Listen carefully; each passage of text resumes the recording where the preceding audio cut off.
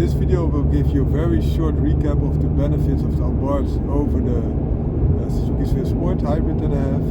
One is it has steering wheel flippers for the automatic transmission that you can also do manually. Two, the most important one, it has a convertible roof. Three, it looks phenomenal and timeless. Four, it gives you a little bit more of a luxury experience because all of the leather. The functionality of the Suzuki Swift Sport is very nice, but this is just a different ambiance. And I think those are the main attributes. But I will tell you one more, which is also very important. It has a fantastic sound with that record Monza exhaust. ABARTHs already sound very nice. It's also a different era and without gasoline particle filters. So those are the 5 points that really set the ABARTH 595C Turismo that I have apart from the Suzuki Swift Sport hybrid ZC33S. Found a car? Out. So in this video I will give you a short recap of the benefits of the Suzuki Swift Sport hybrid as compared to the ABARTH 595C, so the convertible Turismo that I also have. One, it is a lot more roomy, you have a hatchback functionality, and two, a lot more practicality, you have 5 doors and more room. 3, it is even lighter, enormously high tech. 4, it has a nice 6-speed manual transmission, whereas the ABARTH comes with a MTA, so robotized manual transmission with steering flips, which is also nice, but this is the purest way, the manual transmission. 5, it's a car with a lot of luxury. So the ABARTH gives you the luxury feel with the leather upholstery, etc. But this is a real luxury. You have all the electronic gadgets that the ABARTH has with additional cruise control. You also get better seats, in my opinion, from the shape of it. You get heated seats, which ABARTH also does not have. You get cruise control, I already mentioned that, but also you get a rear view camera system, which is very nice. 5-door functionality is also a really luxury type of thing, and you got a lot more room in the back as well. Also luxury in my opinion. And you have also anti-collision warnings, etc. Automatic lighting is also something the Suzuki Swift Sport has, and the ABARTH does not. Foundering car? Out! So another foundering car now from the ZC33S, Suzuki Swift Sport, for those that are not into the codes. And I also will compare it to my ABARTH 595 Turismo that I got. So this is a 2021 model, the Suzuki Swift, and the ABARTH is a 2015 model. And I will compare it, show you what's similar and also what's better in one car or the other.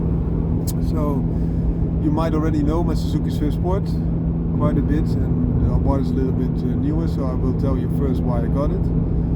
So I wanted a car that gave a little bit of the convertible cabrio feel, but still could seat 4 people, because I'm a father of 2 children and I have a wife.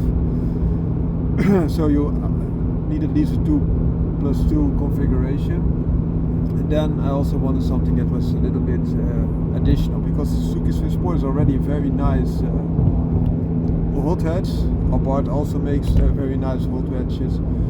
And there were some other contenders, and I will just note them off. I looked at the Pluriel, the C3 Pluriel of Citroën, but I don't like the looks that much. I also think it's rubbish that they have these pillars that you can remove, because you can never stick them somewhere. And it makes the car a lot less rigid, which is rigidity is good for turning into corners, etc., and also crash protection. So no Pluriel. There's also Citroën the DS3, which also comes in the cabrio, similar to the ABARTH, but I think the DS3 is a faster type of car, but for a convertible feel I don't think that you need that much speed, so that's one. So the DS3 cabrio, I know that they also have racing in the coupe form, so the normal hatchback, and I don't know that they have that with the cabrio. But even so, I think that they offer a cabrio with 155 horsepower, which is not as fast as the ABARTH. And why is that? The ABARTH comes with 160 horsepower and is a lot lighter. Also, I think it's much more special branding type of car. DS is now also a separate brand, so it could be that they also have their own niche, but I think ABARTH is just a lot more special, even though it's just a rebadged Fiat 500 with a lot of additional things into it. Another thing is that I like the sound of an ABARTH very much. ABARTH has a really good soundtrack. Also, they made a lot of exhaust systems, so they are very good at that. And now that we are on the verge that we go to electric, I wanted to celebrate this internal combustion engine one more time. And the ABARTH is a lot lighter. So also the DS3 seats up to 4 people, I think, in the convertible configuration. Maybe even 5. Then the DS3 is a lot more roomier. It's a class higher. The DS3 could be more compared to this Suzuki Swift Sport. And there's also a Mini that you could look into, but they have 2 seats that are very cramped, and they also, when once the roof is closed in the Mini convertible, you have extremely little room at the back. And my children are already in the teenage years, so it's very hard for them to just be there and sit comfortably. Whereas with the ABARTH you still have the 500 functionality, because this is all capped and you only have the sliding roof. So that's it in a nutshell. And also the ABARTH came with an automatic. My wife likes automatics a lot more, and this has this flipper system as well at the back of the steering wheel, so that can make the interaction very nice. A little bit like the 911 GT3 RS that I really drove, which also had this flipper system in the as a functionality. So I liked it a lot. The additional benefit is also that you could have more functionality if someone has trouble shifting all the time, or you have an injury that makes it harder for you to shift. So that's it in a nutshell. And also the ABARTH came with leather seats and the special feel of the ABARTH. Also all those badges, I think it's perfect. Then why would you get an ABARTH if you already have another 1.4 liter turbo hot hatch like the Suzuki Swift Sport? Good question. The ABARTH gave this functionality of convertible, which this car does not, and also a lot more sound. This sounds already very good, but it's even a little bit better, and it looks very classy. So if you want the car to keep with this car, this is almost the lightest, if not the lightest, sporting cabrio that you could get. That's the reason why I got the ABARTH. So then, what's the purpose of this Suzuki Swift Sport if you already have an ABARTH?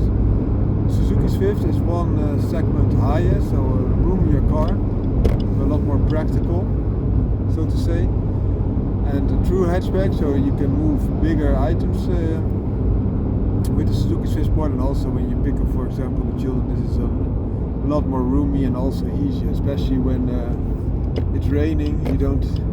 The ABARTH is a 2-door and has a sedan-like trunk. This is a 5-door, so you have four doors at the front and 1 at the back for a complete hatch.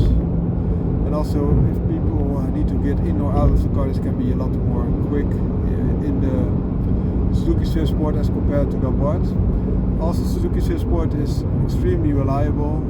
Suzuki's and Japanese cars in general are very reliable.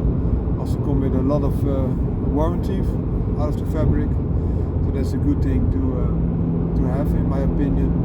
Whereas ABARTHs are Italian cars. I'm not saying that they are unreliable, but there's a different level of reliability. Also, it's an older car. This is a quite new car. Last point, the Suzuki Swift Sport has a lot of functionality added to it. So you have a reverse camera. ABARTH only has parking sensors, and it also has cruise control, which the ABARTH does not have. It also has anti-collision warnings, also the side collision warnings at the back, and you have a 6-speed manual, which I like a lot. So you have both. Another thing to consider with the Suzuki Swift Sport is that you get better gas mileage, but yeah, of course it will be more expensive to keep two cars than just one. So that is just something to consider for your own. If you would tune both cars, so the Turismo 160 horsepower, this starts with 129 horsepower, but if you tune them, they both go towards 170, 180 horsepower, also both go to about 300 Newton meters. I think on average the ABARTH will have in the stage 1 tune a little bit more Newton meters, and the Suzuki Swift Sport might get a little bit more horsepower. That's a funny thing, because it already has 160 horsepower as claimed by ABARTH, so it's not that much to be gained there. It's the same gain that you get with the 135, 140 horsepower ABARTH engines. So this is those are a little bit detuned as compared to the 160, you could say, or the 160 already has quite a chip tune. A benefit, however, on the ABARTH that it has two chips, so two ECU systems steering the computer. So you have your normal, economy, comfort setting, and then you have the sport button, and then you get additional boost level, especially, and also you get higher revs until the the red line appears. And also when the automatic is shifting, if you do put it in automatic mode. ABARTH comes with a 5-speed MTA, which is a robotized manual, so to say, but it does it in an automatic way. But you can still flipper and shift with these flippers behind the steering column. What to say? If you look at the performance, of course, the ABARTH starts standard with more horsepower, although the 160 horsepower is not always reached. Sometimes they only have 145 or 150 horsepower in reality, but a chip tune can then solve that again. But if you would tune them to the same horsepower, then the Suzuki Swift Sport will be faster. And why is that? Because in the segment higher it should be a heavy car, also battery acid in it, should be heavier, but it is not heavier. It's about 70-ish kilograms lighter than the ABARTH convertible, which is still only marginally more heavy than the normal regular ABARTH. With many a cabrio convertible you get a lot of additional weight, sometimes 200 kilograms or 300 kilograms can be added for the complex facilities, and they also have to stiffen everything. But with ABARTH you have the remaining construction intact. You only have a roof that slides very deeply and then folds away with the back window, so to say, a rear window. So if you consider that the Swift Sport is lighter and you get similar horsepower, you can imagine that you get better acceleration times. Another thing to consider is that the MTA of ABARTH is a little bit slower than the manual, also a little bit heavier. Not that much again, but it is a little bit heavier. And in manual mode you can shift a lot faster with those flippers, of course, but if you let automatic do it itself, it will also disrupt the engine longer than you would do if you would shift in the Swift Sport. And the Swift Sport also comes with 6-gear ratio, so you can have a closer power band. Engines are quite similar. The funny thing is, normally Japanese engines are more revvy, but this Swift Sport engine is a little bit less revvy as compared to the ABARTH engine, which is a funny thing. ABARTH comes also with a BMC air filter system and a record Monza exhaust. This comes with the HKS exhaust, so I think that also will settle a lot. And also the BMC filter is just part of the Turismo package. The record Monza is normally not delivered on the standard on the Turismo, but this is on the Competizione, which is normally a little bit faster. But in the generation that I got the ABARTH, so in the later generation, Competizione is like 180 horsepower, and Turismo is like 165, but now the Turismo is like 160, and also the Competizione in this generation that I got the ABARTH of. So that's it, I think, in a nutshell. So for practical drives, I would recommend still the Swiss Sport. Also, I like the driving engagement of the manual transmission. But with the flippers, the Abarth is such a hood and such a nice car. So for nice trips, also with the hood with the roof down, you have such a nice experience. It feels like you're at the beach with a lot of wind blowing through your hair, and also the sun is shining on you. It's a very nice experience. And oftentimes when the beach is blowing that hard, you don't get that much sun, but with the driving wind you get that. And I also really liked the B-tone color. So it has the Abarth is black on top and then separated by a red line, and then below that is again white. I really like that. And why the Turismo instead of the Competizione of that generation? Now the horsepower are similar. I could get the Turismo also with the record Mons exhaust, so also that benefit is there. And the Turismo is a little bit more luxurious, so it's better for long trips, etc. I do quite a lot of long trips, so you also gain that. And the suspension is also upgraded, like the Competizione, but a little bit less harsh. And already Abarths are quite harshly damped, so that's the thing why I did that. So for a convertible, I don't think you should need the most purest and performance derivative translation of that generation, for Abarth in this case, because if you would get that, you would go for the manual in my opinion, and also the Competizione in the coupe, so not the cabrio version of the 595C. And yeah, that's it. I think a cabrio should be a little bit comfortable as long as it can be. It should still steer very nicely, because then you have all the interaction. And I think for me the Abarth will not be about outright performance. It should be a nice side product, and it has quite a good performance. It has very nice performance, I might add. But it's more for me something that is an experience. You want to have maximized experience, and therefore also the record Mons exhaust, the leather interior, the red accents also in the interior, and the roof that can slide down, so that you have the convertible experience, which adds enormous amount of benefit without sacrificing a lot, because it has a lot of the functionality. If you would have the hoods closed at the back, where the trunk closed, and then you have something that separates the trunk with the window, then the amount of room that you can fit into this Abarth 595C is the same as with the 595 non-convertible. Only the mount is so that you don't have the hatchback functionality that you can lift it entirely, so you have a narrow mount of the trunk. So that's the limitation, especially. And with that you get a convertible roof, and which I think you might in some conditions be able to carry bigger stuff in the Abarth convertible than in the Abarth non-convertible. Why is that? If you open the roof, you can fit in quite big items just on the back seat. And also the backseat passengers have the same functionality and even more headroom, especially if you open the roof. Foundering car is closing this little video. I hope you really like it. I'm a performance car enthusiast, so perhaps my opinion will help you a lot if you have a similar affiliation. Foundering car, out! This video will give you a very short recap of the benefits of the Abarth over the Suzuki Swiss Sport hybrid that I have. One is there's steering wheel flippers for the automatic transmission that you can also do manually.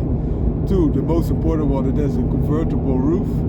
Three, it looks phenomenal and timeless. Four, it gives you a little bit more of a luxury experience because all of the leather. The functionality of the Suzuki Swiss Sport is very nice, but this is just a different ambiance.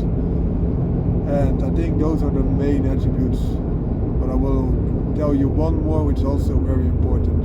It has a fantastic sound with that record Mons exhaust. Abarths already sound very nice. It's also a different era and without the gasoline particle filters. So those are the 5 points that really set the Abarth 595C Turismo that I have apart from the Suzuki Swift Sport Hybrid ZC33S. Foundering car, out. So in this video I will give you a short recap of the benefits of the Suzuki Swift Sport Hybrid as compared to the ABARTH 595C, so the convertible Turismo that I also have. One, it is a lot more roomy, you have a hatchback functionality, and two, a lot more practicality, you have 5 doors and more room. 3, it is even lighter, enormously high tech. 4, it has a nice 6-speed manual transmission, whereas the ABARTH comes with a MTA, so robotized manual transmission with steering flips, which is also nice, but it's the purest way, the manual transmission. 5, it's a car with a lot of luxury. So the ABARTH gives you the luxury feel with the leather upholstery, etc. But this is a real luxury. You have all the electronic gadgets that the ABARTH has with additional cruise control. You also get better seats, in my opinion, from the shape of it. You get heated seats, which ABARTH also does not have.